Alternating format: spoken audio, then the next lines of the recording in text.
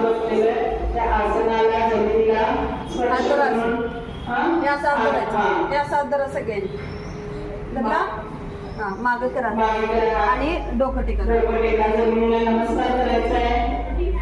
जिथं आपण आसन केलेलं आहे तिथं आपण डोकं टेकून जमिनीला नमस्कार करायचा आहे चला वर